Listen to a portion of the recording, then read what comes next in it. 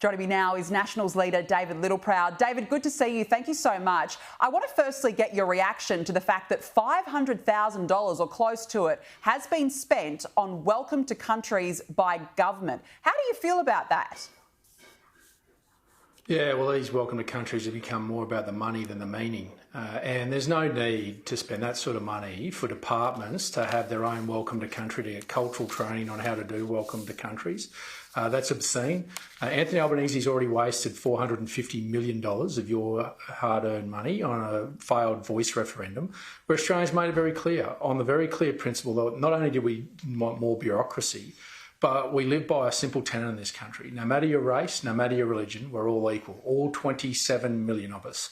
And we've all got the same representation. And we all stand behind one flag. That one flag unites us as a nation. Now, we've got a history that you can't run away from.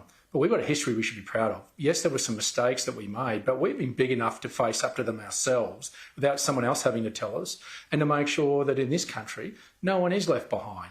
We have a generosity of spirit and there's a generosity of financial support. But when that financial support gets abused, then I think Australians do say enough is enough. I think there is a time for a mature conversation about the use of welcome to countries, where they should be used. They've been overused and they've lost their meaning, not only, I think, in the sense of it being a money-making enterprise, but they've lost their meaning about what the real traditional owners actually want and believe in. So I think it is time for us to pare it back and not for the Australian taxpayer to have to fork out that sort of money when it could go in to practical measures that change and shift the dial for Indigenous Australians.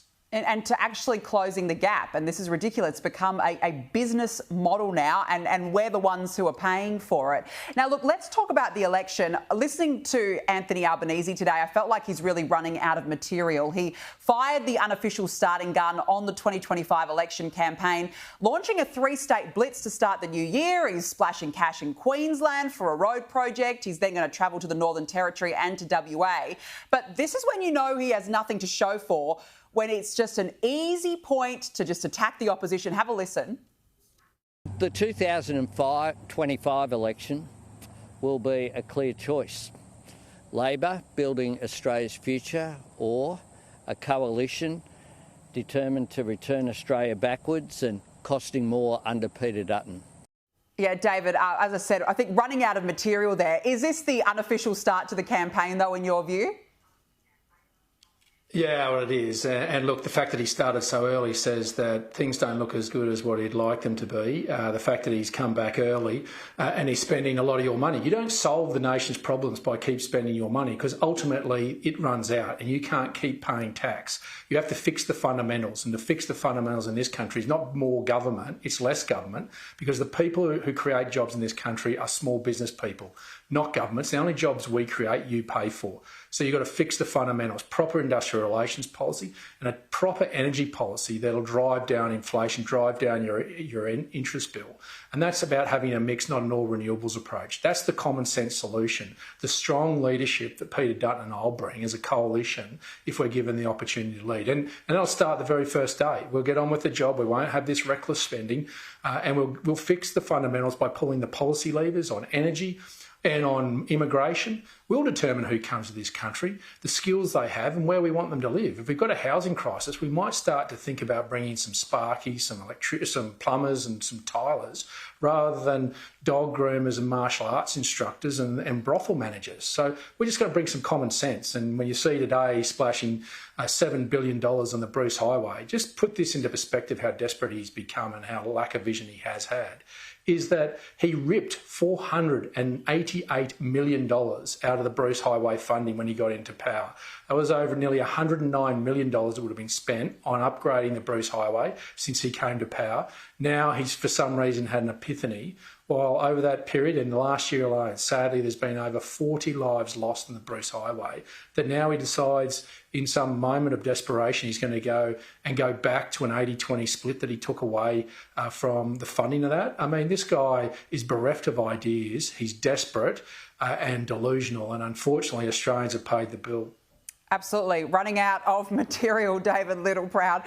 Now, look, Australia's decade of lost living standards won't be recovered until at least 2030. That's been revealed in a fresh analysis of the government's mid-year economic and fiscal outlook. David, I'm sure that if you asked many Australians if their lives have improved in the last 2.5 years, many would in fact say no.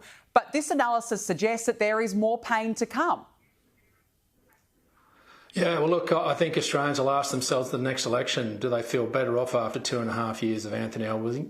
And will it get better with another 3 years? And his own department, his own Treasury is telling the Australian people it won't get better in the next 3 years under Anthony Albanese. Your living standards have been lost, and it's not going to get better until 2030. And this is because he hasn't actually fixed the fundamentals. He's worked on ideology, not the practical reality of what drives an economy.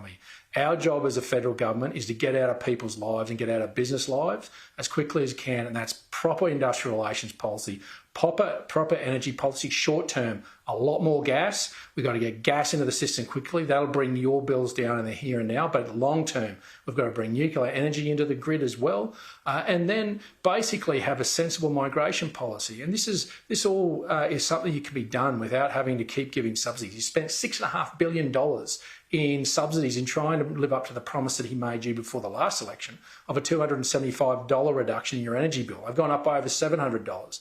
So the ideology of Labor is being felt. We're not there yet. This is going to be a tough campaign. But all Peter Dutton and I are going to do is get back to basics. We can get this country back on track with just some pure common sense and some policies and pulling policy levers rather than just spending billions and billions of your hard-earned money.